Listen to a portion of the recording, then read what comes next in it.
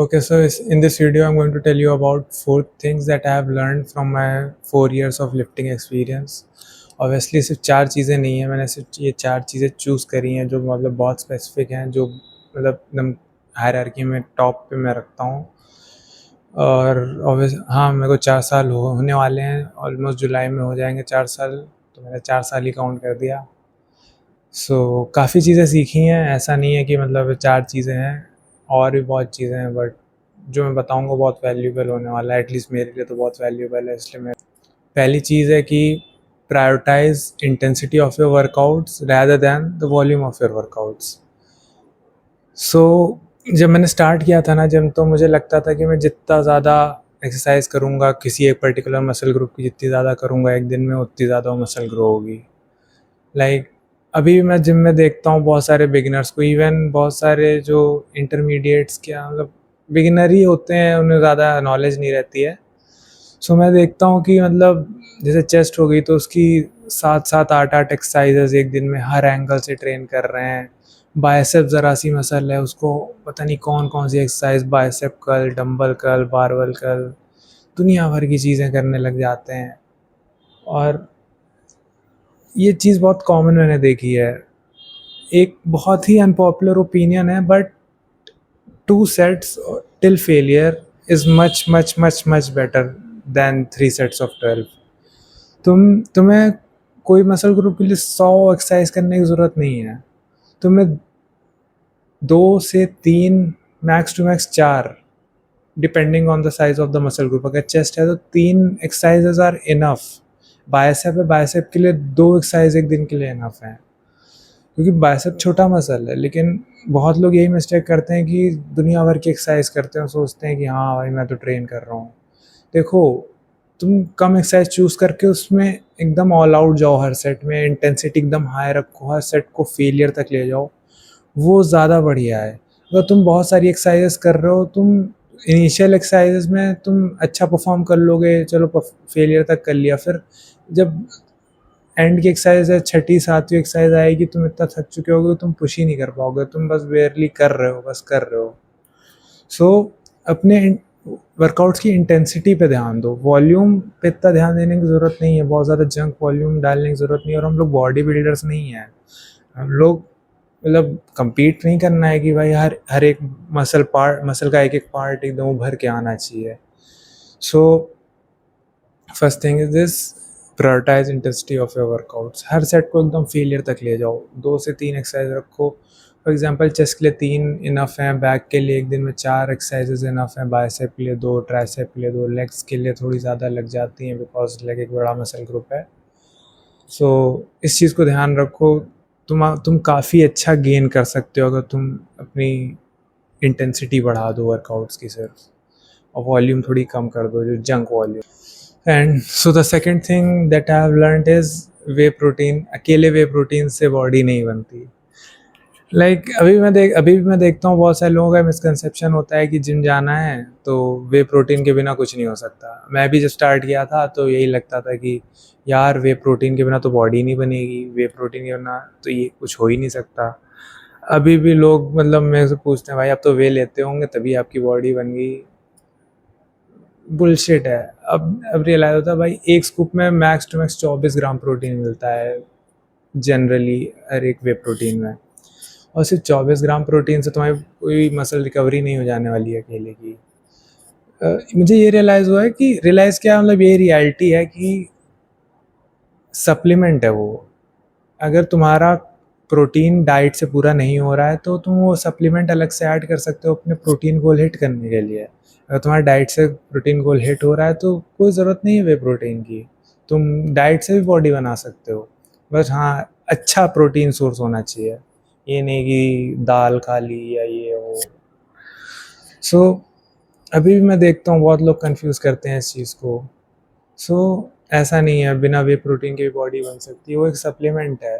अगर आपको ज़रूरत है, आपको लग रहा है कि आप प्रोटीन को हिट नहीं कर पा रहे हो अपनी डेली डाइट से, तो ऑब्वियसली आप ऐड कर सकते हो, वरना बिना उसके भी हो जाता। द थर्ड थिंग जो मैंने सीखी है कि squats are not necessary on leg days to build your legs. मेरा स्क्वाट से मेरा मतलब है बारबेल स्क्वाट्स। अभी भी मतलब बहुत एक तरह से ये एक वो है, क्या बोलते हैं, स्टीरियोटाइप में बोलते हैं कि मतलब अरे लेग डे है, स्क्वाट नहीं लगा रहा, ये क्या पुसी आदमी है। मैं भी ऐसा सोचता था इनिशियली कि यार लेग्स लेग्स है तो स्क्वाट, बार स्क्वाट तो लगाने ही चाहिए। बट धीरे धीरे मतलब इट्स माई ओपिनियन, देखो ऑब्वियसली इट्स माई ओपिनियन कि बारबल स्क्वाट से मैंने नोटिस किया है कि जब तुम पहले बारबल स्क्वाट्स कर लेते हो वो इतना तुम्हें फटीक कर देता है, इतना फटीक कर देता है कि उसके बाद तुम और एक्सरसाइज में उतना पुश नहीं कर पाते हो, तुम्हारा सीएनएस इतना फटीक हो जाता है। और लोग शायद तुम भी मेरे से एग्री करोगे कि बारबल स्क्वाट्स में मतलब थोड़ा सा रिस्क ऑफ इंजरी ज़्यादा रहती है, क्योंकि बारबल तुम्हारे पीठ पे, और तो मतलब बहुत लोग उसको फेलियर तक नहीं पुश कर पाते हैं बिकॉज उन्हें डर लगता है कि हाँ फेल कर गया तो बारबल कहीं गर्दन पे ना गिर जाए, ये ना हो जाए, तो कभी वो फेलियर नहीं हो पाता है। और देखो वन वन रेप मैक्स भी तुम्हें टेस्ट करने की कोई ज़रूरत नहीं है, अगर हाँ भाई तुम्हें करना है तो तुम कर सकते हो। बट हम पावर लिफ्टर नहीं है, हम आप गोल पावर लिफ्टिंग नहीं है, और अगर इन सब चक्करों में ईगो सेटिस्फाई कराने के चक्कर में इंजरी हो गई तो फिर दिक्कत हो जाती है। और भाई देखो ऑब्वियसली अगर तुम्हारा गोल है तुम्हें चेक करनी है तुम कितना मैक्स जा सकते हो तो ऑब्वियसली जाओ, उसमें कोई वो नहीं है। लेकिन हाँ प्रॉपर गाइडेंस रखो कि भाई इंजरी ना हो, कि भाई जहाँ उतना हैवी हैवी वेट जाओगे तो दिक्कत होती है, लेकिन फिर तुम्हें ध्यान देना पड़ेगा। और बात रही लेग्स बिल्ड करने की, तो तुम्हें बारबल स्क्वाट्स की ज़रूरत नहीं है, उससे और मतलब ऑप्टिमल और हाइपरट्रॉफी के लिए और बढ़िया बढ़िया एक्सरसाइज है। लेग प्रेस बहुत प्यारी एक्सरसाइज, मैंने रियलाइज़ किया, मैं I used to hate leg presses, but अभी रिसेंटली मैंने करना स्टार्ट किया and leg press one of the best exercise है। फिर लेग एक्सटेंशंस हो गए, लेग कर्ल्स हो गई, even lunges is one of the best exercise for building your legs. So ये स्टीरियोटाइप से बाहर आओ कि स्क्वाट्स करना ज़रूरी है लेग डेज पे, नहीं, स्क्वाट्स से भी बेटर एक्सरसाइजेज हैं। ऑब्वियसली अगर तुम्हें लगता है कि हाँ तुम्हें अच्छा मतलब मसल माइंड कनेक्शन बन रहा है, तुम अच्छा पुश कर पा रहे हो, तो obviously you can do it. लेकिन वो नहीं कि मतलब हाँ हैवी मारना ही मारना है, एकदम 150 160 मारना ही मारना है, हर दिन तुम्हें वन रेप मैक्स टेस्ट करने की ज़रूरत नहीं है। Last but not the least, the fourth thing that I have learned is patience. ये 4 साल की जो जर्नी रही है इसने मुझे काफ़ी पेशेंट रहना सिखाया है। पेशेंस रखो तभी बॉडी बनेगी। इनिशियली जब मैंने ज्वाइन किया था तो मुझे लगता था भाई 1 हफ्ते में ही दिखने लग जाएगा, और यहाँ जिम जाता है लौंडा 3 महीने में बॉडी बन जाएगी। बट यार जब करते हो ना तो करते करते पता चलता है यार ये सब सिर्फ बकचोदी है, 3 महीने कुछ नहीं होता, इवन 1 साल लग जाता है रिजल्ट दिखते दिखते। लेकिन फिर 1 साल बाद ही तुम रियलाइज़ करोगे कि 1 साल ही बहुत कम है, 3 4 साल एक अच्छी बॉडी बनाने में लगता ही लगता है। बिगिनर्स के लिए मतलब मैं कह सकता हूँ 1 साल लगता ही लगता है कि हाँ प्रॉपर विजिबल रिजल्ट्स दिखने में, कि हाँ भाई जिम जाने लगे हैं। और मैं बहुत लोगों को अभी भी देखता हूँ ये चीज़ से मिस्टेक करते हैं, भाई पूछेंगे भाई कितने टाइम में बॉडी बन जाएगी, कितने टाइम में फैट लॉस हो जाएगा। जब भी मेरे से कोई ऐसे पूछता है, मेरे दोस्त भी पूछते हैं टिप्स के लिए कि भाई कितने टाइम में हो जाएगा, कितने टाइम में हो जाएगा। मैं भी ऐसा था स्टार्ट में जब करता था, बट आई हैव रियलाइज कि यार पेशेंस रखनी पड़ती है, तुम्हें प्रोसेस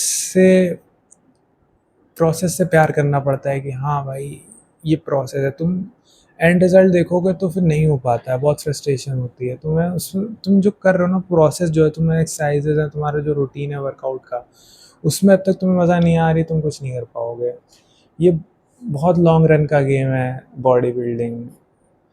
अगर तुम्हें बॉडी बनानी है तो पेशेंस रखना पड़ेगा, एंड ये one of the most beautiful चीज़ है जो मुझे बॉडी बिल्डिंग की लगती है। ये हमें पेशेंस सिखाती है, हमें वेट करना सिखाती है कि हाँ मेहनत करते रहो, इवेंचुअली रिजल्ट्स आएंगे। जब मैं भी बॉडी बना रहा था तो 3 4 महीने में नहीं बनी थी, तो बहुत फ्रस्ट्रेट हो गया था, बहुत ज़्यादा फ्रस्ट्रेट हो गया था।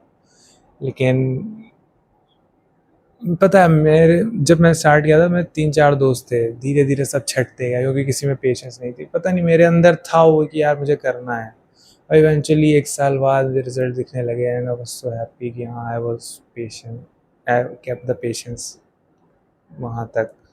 और अभी भी कर ही रहा हूँ, 4 साल हो गए एंड अभी भी मैं चाहता हूँ और अच्छे से करूँ, और मतलब अपनी देखना चाहता हूँ नेचुरल पोटेंशियल मेरा कितना है। सो यहीं तक था। एंड ये 4 चीज़ें हैं, और भी मतलब और भी बहुत चीज़ें हैं बताने को, लेकिन ये जो 4 चीज़ें हैं जो मतलब मैंने जो टॉप प्रायोरिटी में रखी थी कि बताना है मुझे। सो थैंक यू, मिलते हैं नेक्स्ट वीडियो में, बाय।